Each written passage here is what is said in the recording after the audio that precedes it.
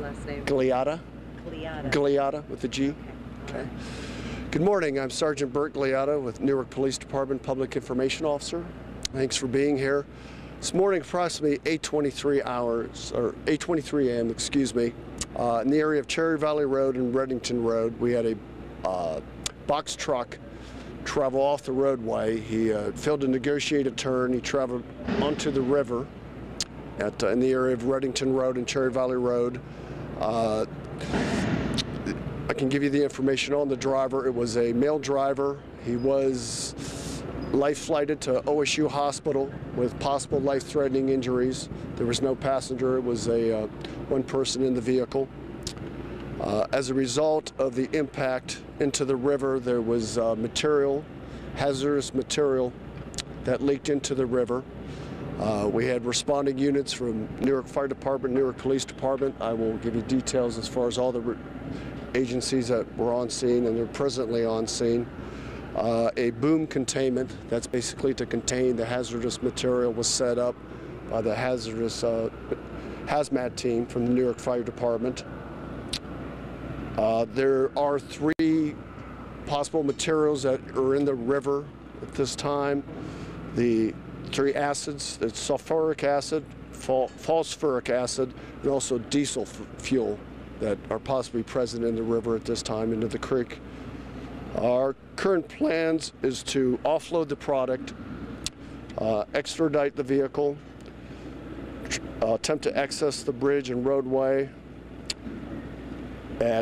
and Cherry Valley Road and Reddington Road from State Route 16 will be closed at least 24 hours until further notice to contain the material presently in the river. I will give you the agencies currently on scene: are Newark Police Department, Newark Fire Department, Newark Street Department, engineer from the City of Newark, Licking County EMA, Granville Fire Department, Monroe Township Fire Department, Licking County Sheriff's Office, also the Ohio EPA, Licking County Hazmat Team, Columbus Hazmat Team, and also the owners of the truck. Was a company, and the truck owners are present on scene. Ohio EMA and Ohio State Patrol has been notified. I'd also like to say that obviously our concern is for citizens in the area, also the driver of the truck.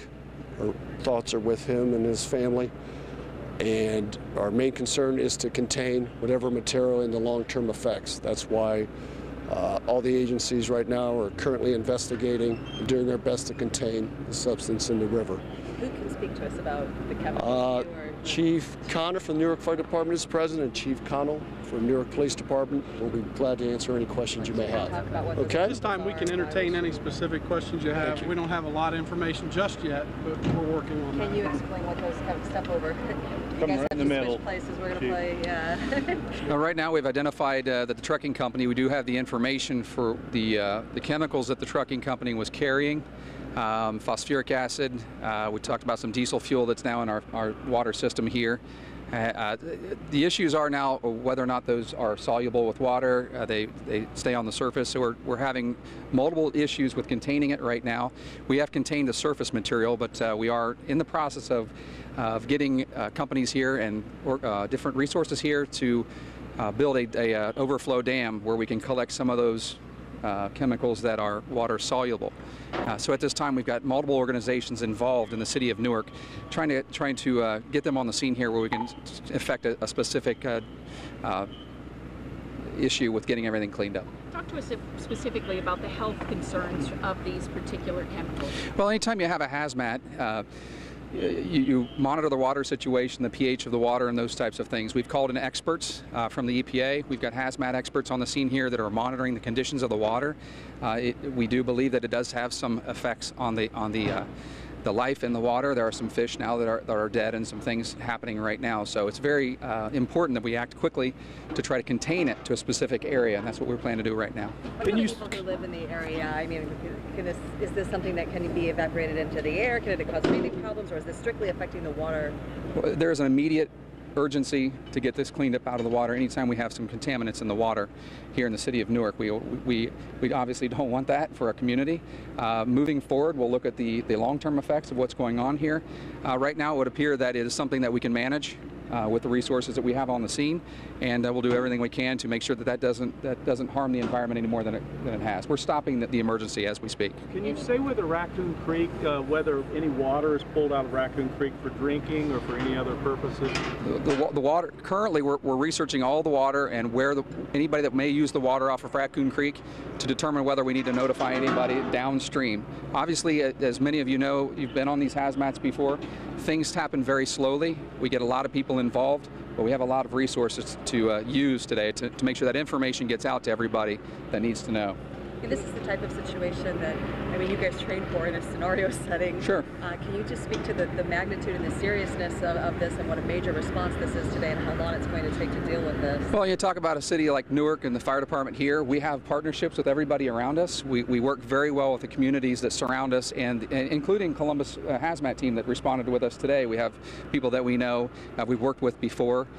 It is a large-scale event for us every day. It taxes our resources on the street to provide the service to people, but we do practice for this. I appreciate you noticing that. We do practice for this, and we do intend to get everybody together on the same sheet of music to get this taken care of. Will you be doing any evacuations? No evacuations are needed at this time. Just we're doing some notifications to the community, what's going on, and then we'll move forward with information. As a hazmat situation progresses, information changes, and that information will be provided to the public at that time. Talk more specifically about that sulfuric acid. What could that do if that comes in contact with skin or with people, and then, of course, wildlife? Well, it is something that you do not want on your skin, and wildlife, it is dangerous to wildlife. The situation has happened, and it's our job to mitigate that. We have decon systems set up right now to get the people that are mitigating the incident, get them a safe environment to work in to mitigate this, and if they are contaminated, we can decontaminate them at that time. Can you say that this looks like it's a very similar place that a semi full of diesel fuel went off 8 years ago, almost identically into the river? It did. Did you handle that one too? We did. We were here that day. That was also an event that brought a few other things, including fire and damage to the bridge at that time. We did have a loss of life that day as well. So this is a very important intersection for us. We do study it. We're looking at ways to make it. I've talked to the mayor. We've talked about different ways of looking into maybe making the intersection safer in the future. It's something that we definitely will discuss. Chief, can you talk about a little bit about the driver of the truck? I know he was able to climb up and out of it, but what do we know that he was able to speak and tell you what happened? Do we know what happened? The information is still very fresh. That information was handled by the Newark Fire Department. The patient was handled by the Newark Fire Department prior to my arrival here at the scene today. However, the patient was conscious. He does appear to have a head injury and was flown by Air Evac Life Team to Ohio State University Wexner Medical Center. No idea, though, at this point, any early idea of what may have caused him to go off the road? No, we're still investigating that. That's the Newark police matter. Are you releasing the name of the trucking company? I do not have that name right now to release. From a law enforcement standpoint, do you have any eyewitnesses who were able to say whether it appeared like maybe he was... I don't know that we had any witnesses to it. Obviously, our investigation takes a back seat to the immediate concerns of hazmat. So we do have our technical accident investigators on scene. Captain Riley's heading that up, so we'll work on that as the day progresses. As a team, you guys respond together when you have accidents here. I mean, we talked about the Absolutely. accident 8 years ago, but they haven't quite. What do you guys see as the issue? Is it just a tight curve? Is the speed need to be reduced? I'm sure you've had conversations. We can't speculate on what the causes are or if there's even a pattern. There's a lot of traffic on this road, so to characterize two crashes in a span of 15 years, it would be premature for us to say that there's a particular cause. Are you seeing skid marks on the road or any signs? We can actually take you down there when we're done with this, and you can look for yourself. We won't release any preliminary information from our investigation just yet. What's this going to do to traffic, especially rush hour? This is a busy intersection up on 16. Cherry Valley and 16, as you know, the state's putting in an interchange there. It's a very, very busy intersection in the late afternoon. This will have an impact on it, so that's why we're hoping everybody who's listening in the Columbus area that's going to be coming back to Newark would look for an alternate roadway to get home so that we don't have any more problems. Even stay off of 16? I don't know that 16 it'll be slower. I don't know that there's a safety concern there, but obviously they won't be able to get down Cherry Valley for at least 24 hours. You got a problem with, you have Country Club and Church has construction on it right now, which is the back way in, and now you have this. Yeah. Any advice for people trying to get back into Newark from one of these exits in Newark came? Always a good bet is to go the State Route 70 and then kind of come north from 13, 37, 79. All of those are good alternate routes. You said the engineer's office was here. Have they been able to tell if there's any structural damage? They haven't yet because we can't get them in until we get the hazmat issue taken care of. We don't want to endanger them.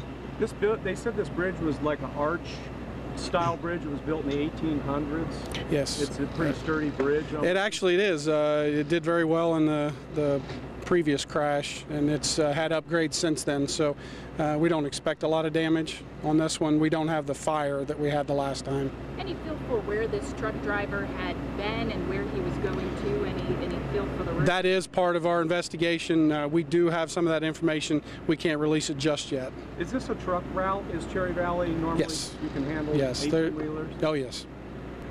And the bike path is closed as well. Right. Yes. Yeah, I probably should have added that. The bike path is closed as well. What's the bike path called? Does it have a name? Anybody know? I don't Newark know. Yes. Yeah, Newark Bike Path, the Cherry Valley Road area. To Yeah. Johnstown.